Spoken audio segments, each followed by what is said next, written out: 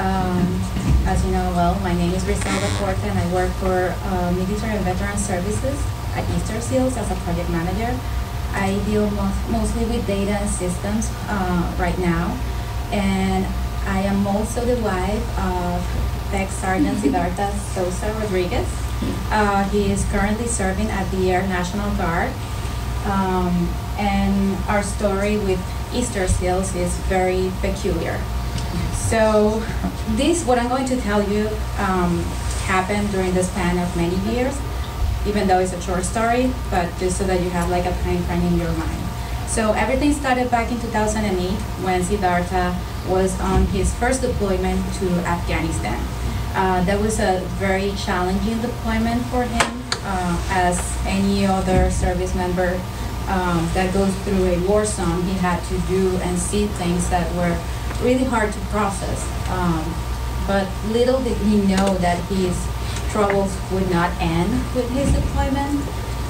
At that time, Siddartha and I were just friends. We had been friends for many years, but he was married. He was on his first marriage.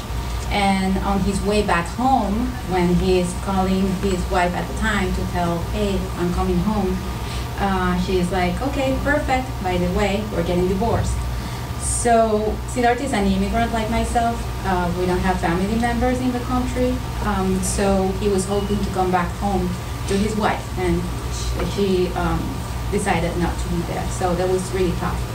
As a consequence of this divorce, he ends up losing his house, so he becomes homeless because of the stress of war and his situation. When he came back home, literally one day he woke up and he was blind of one eye.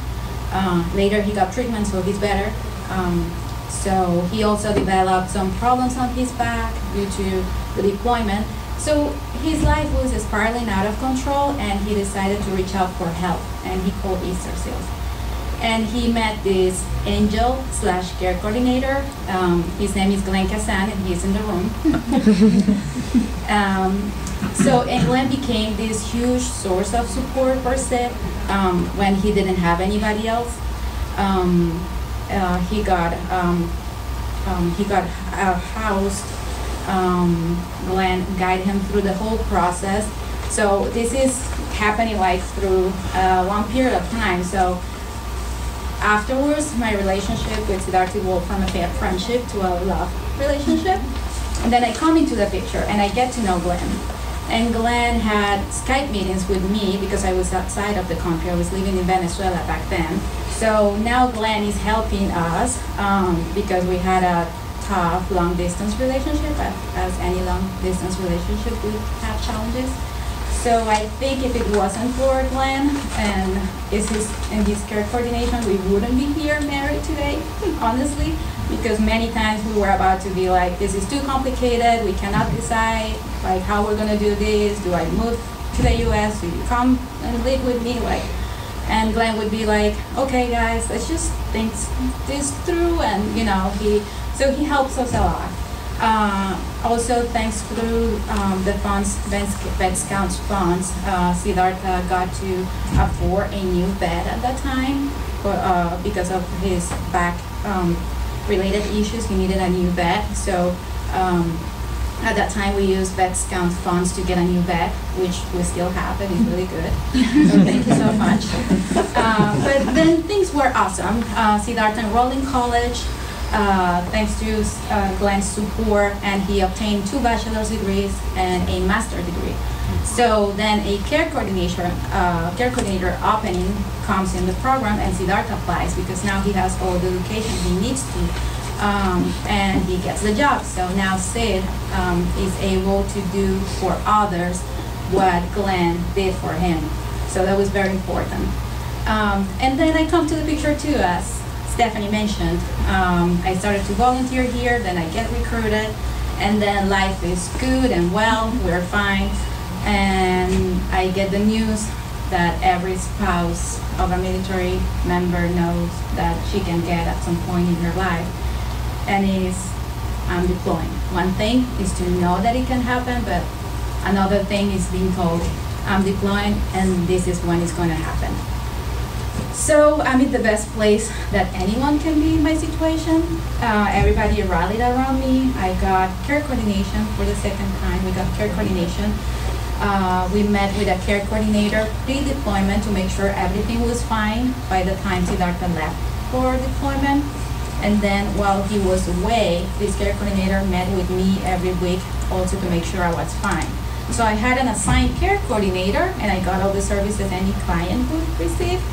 But unofficially, I had a whole team behind me, really. So everything was also going well until I really got really ill while Siddartha was away.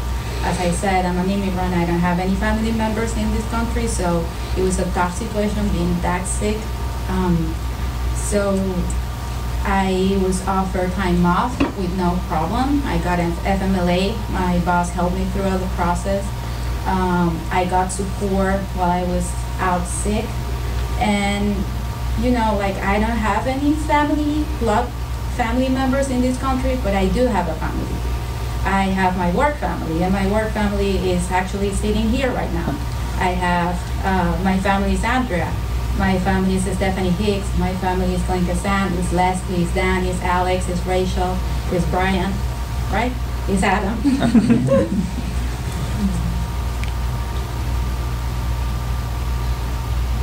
So,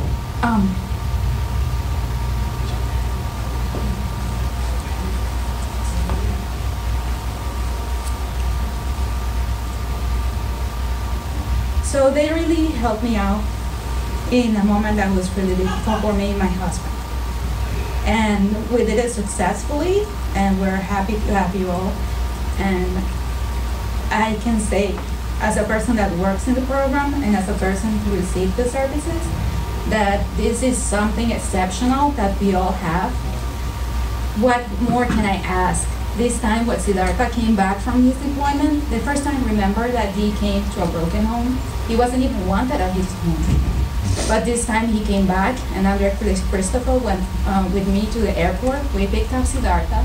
Siddartha has his wife this time, welcome him home. And then when we came back, because we came back to the office, we are getting close to the parking lot here at Easterseals, and to our surprise, not only the vet staff, but all Easterseals staff is outside waiting for him. The kids at the daycare are waving, saying hi to Siddartha. There was this big sign that said, welcome home. And all the little kids are high-fiving Siddartha, and he's so excited. And I'm so appreciative of that, because this time he got to have a welcome home. And we got the support. So it is amazing what this group of people do and what we do, thanks, and what we receive as a service member. Sometimes I get confused because I'm talking about, since the point of view of somebody that works in the program, and so, of course, from the point of view of somebody that receives the services. So thanks to Best Count and all the funds that we get from donors like Anthem, you're able to make such difference in the life of people. I see it every day as a person that works in this program, and I got to experience it as a person who received the services. And I am truly blessed to have both of those experiences and to have all of you. And thank you, Vets Count and Easterseals, for the great work that you do and that I see you doing every day. Thank you.